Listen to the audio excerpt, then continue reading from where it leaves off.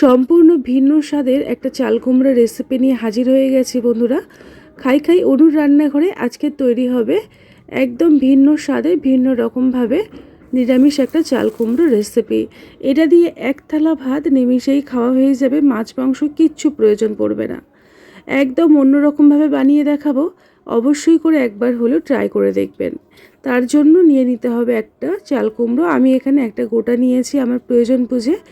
এখন চাল কুমড়োগুলোকে ভালো করে কেটে ধুয়ে পরিষ্কার করে নেব। প্রথমে এই দু সাইডের অল্প অল্প করে কেটে বাদ দিয়ে দিচ্ছি। তারপরে চাল কুমড়োর লম্বালম্বিভাবে আমি দু টুকরো করে নেব। রেসিপিটা এতটা ভালো লাগে খেতে, আমি আপনাদেরকে বলে বোঝাতে পারবো না। অবশ্যই করে একবার হলেও নিরামিষ দিনে এই রকমভাবে চাল কুমড়ো রান্না করে দেখবেন, আর তারপরে আমাকে জানাবেন রেসিপিটি আপনাদের কেমন লেগেছিল। খাই খাই অনুর রান্নাঘরের প্রত্যেকটা রেসিপি খুব সহজ সরল আর ঘরোয়া। যদি এই রকমই নিত্য নতুন ঘরোয়া রেসিপি চাইছেন তাহলে চ্যানেলটিকে সাবস্ক্রাইব করে সাথে থাকতে পারেন। এই দেখুন, আমি একটা পিলারের সাহায্যে এইরকমভাবে খোসাগুলোকে পরিষ্কার করে ছাড়িয়ে নিচ্ছি। এই খোসা ছাড়াতে পিলারটা আমার সুবিধা হয়।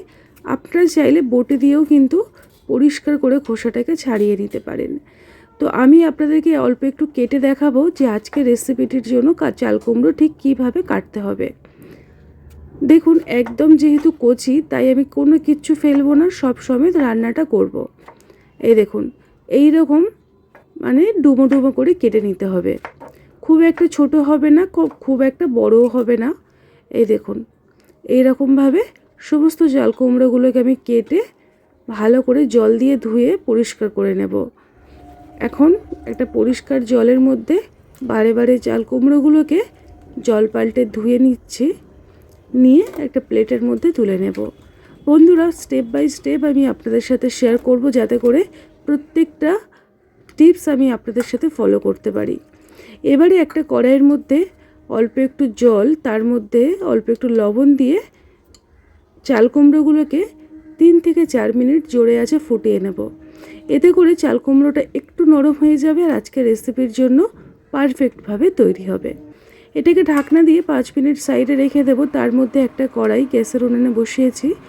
1 চামচ সরষের তেল গরম করে, সবই 1 চামচ করে আছে কালো সর্ষে, মৌরি, জিরে আর 1 চামচ মেথি। এই 4টে মশলা দেওয়ার জন্য এই রেসিপিটা এত ভালো লাগে আর এর স্বাদে গন্ধে অপূর্ব হয়। এর মধ্যে ঝালের জন্য 4টে কাঁচা লঙ্কা, একটা শুকনো লঙ্কা দিয়েছি। এই লঙ্কাটা যেহেতু খুব একটা ঝাল নেই সেই কারণে 4টে দিলাম। আপনারা কিন্তু ঝালের পরিমাণটা কম বেশি করে নেবেন, এই রান্নাতে খুব একটা ঝাল ভালো লাগবে না। এবারে মশলাটাকে মোটামুটি 3 থেকে 4 মিনিট একদম কম আঁচে রেখে মুচমুচে করে ভেজে নিতে হবে। বেশ কিছুক্ষণ আমি দেখুন নাড়াচাড়া করে মশলাগুলোকে ভেজে নিচ্ছি। একদম কম আঁচে রেখে ভাজবেন, না হলে কিন্তু তেতো হয়ে যাবে, খেতে ভালো লাগবে না। এখন মশলাগুলোকে আলাদা একটা পাত্রে তুলে এটাকে ঠান্ডা করে জল দিয়ে বেটে নিতে হবে। তো দেখুন, সমস্ত মশলা আমি একই রকমভাবে একটা পাত্রের মধ্যে তুলে এটাকে ঠান্ডা করে নেব। যতক্ষণে মশলাটা ভাজাভাজি করছিলাম এটাকে ঠান্ডা হতে রেখে দেব, ততক্ষণে দেখুন চাল কুমড়োটা খুব ভালোভাবে ফুটিয়ে নিয়েছি। মোটামুটি 3-4 মিনিট জোরে আছে ফুটিয়ে নিলেই হয়ে যাবে, যেহেতু এটা কচি চাল কুমড়ো বেশিক্ষণ ফোটাতে লাগবে না। দেখুন কত সুন্দরভাবে নরম হয়েছে। বাকি এটা যতটুকু বাকি আছে রান্না করতে করতে এটা কমপ্লিট হয়ে যাবে। এবারে একটা পাত্রের মধ্যে খুব ভালো করে জল ছেঁকে তুলে নিচ্ছি। এটাকেও কিন্তু একটু ঠান্ডা করে নিতে হবে। দেখুন কত সুন্দরভাবে নরম হয়েছে। আর এটা যতক্ষণে ঠান্ডা হচ্ছে চলুন মশলাটা রেডি করি। একটা ছোট্ট মিক্সির জার নিয়েছি, তার মধ্যে ভেজে রাখা মশলাগুলোকে অ্যাড করে দেব। এর মধ্যে আর কোনো কিছু দেওয়ার প্রয়োজন পড়বে না, অল্প একটু জল অল্প অল্প করে অ্যাড করব আর মিহি করে এটাকে বেটে নেব। এখন আমি এর মধ্যে অল্প একটু জল অ্যাড করে দিচ্ছি দেখুন, আর তারপরে বেটে নিয়ে ফিরে এলাম। আজকের রেসিপিটির জন্য একদম উপযুক্ত একটা মশলা রেডি করে নিয়েছি। এবারে চাল কুমড়োর মধ্যে আমি মশলাটাকে ঢেলে দেব। বন্ধুরা, রেসিপিটা এতটা ভালো লাগে। আর এর মধ্যে 2 চামচ টক দই অ্যাড করছি। তারপরে দিয়ে দেব অর্ধেকটা নারকেল কুড়ানো, তার মধ্যে দিয়ে দেব ছোটো চামচের 1 চামচ চিনি, আর দিয়ে দেবো স্বাদ মতো লবণ। আর আমি এখানে অ্যাড করব অল্প একটু ঝাল লাল লঙ্কার গুঁড়ো। এখন পরিষ্কার হাতে খুব ভালো করে চাল কুমড়োকে সব কিছুর সাথে মিশিয়ে নেব। বন্ধুরা, খাই খাই অনুর রান্নাঘরের প্রত্যেকটা রেসিপি একদম সহজ সরলভাবে বানিয়ে দেখানোর চেষ্টা করি, যাতে করে আপনারা অনায়াসে তৈরি করতে পারেন। এইভাবে মাখিয়ে নিয়ে আমি এটাকে 2-3 মিনিট এইভাবেই রেখে দেব। তারপরে গ্যাসের উনানের কাছে চলে এসেছি, আর কড়াইয়ের মধ্যে তেল ভালো করে গরম করে দেখুন তেলটাকে কড়াইয়ের চারিদিকটা লাগিয়ে দিচ্ছি। এরপরে ফোড়নে দিয়ে দেব 1 চামচ কালো সর্ষে, আর দিয়ে দেব কিছুটা পরিমাণে কারি পাতা। এই কারি পাতার সর্ষের ফোড়নটা এই রান্নায় এত সুন্দর একটা গন্ধ আনে, আমি আপনাদেরকে বলে বোঝাতে পারবো না বন্ধুরা। আর এই ফোড়নটাকে কিন্তু মোটামুটি 1 মিনিট কম আঁচে একটু ভেজে নিতে হবে, তাহলে কারি পাতার থেকে খুব সুন্দর একটা ফ্লেভার পাওয়া যাবে। আর সর্ষের তো আলাদা একটা স্বাদ গন্ধ আছেই। তারপরে ম্যারিনেট করে রাখা চাল কুমড়োকে অ্যাড করে দিলাম। এই রেসিপিটা এতটা ভালো হয় খেতে, আপনাদের মনেই হবে মাঝের মধ্যে এইভাবে চাল কুমড়ো রান্না করি।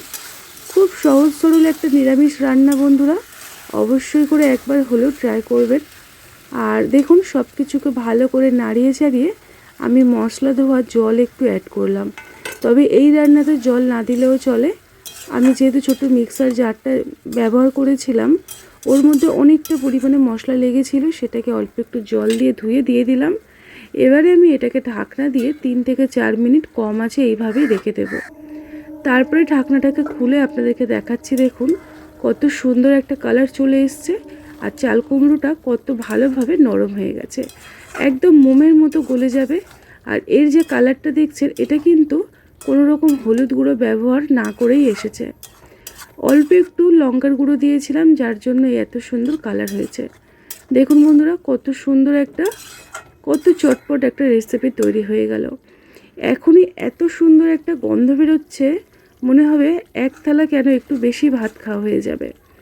এর মধ্যে আমি সবার শেষে 1 চামচ ঘি অ্যাড করলাম, করে এটাকে নাড়িয়ে চাড়িয়ে ঢাকনা দিয়ে 5 মিনিট রেখে দেব।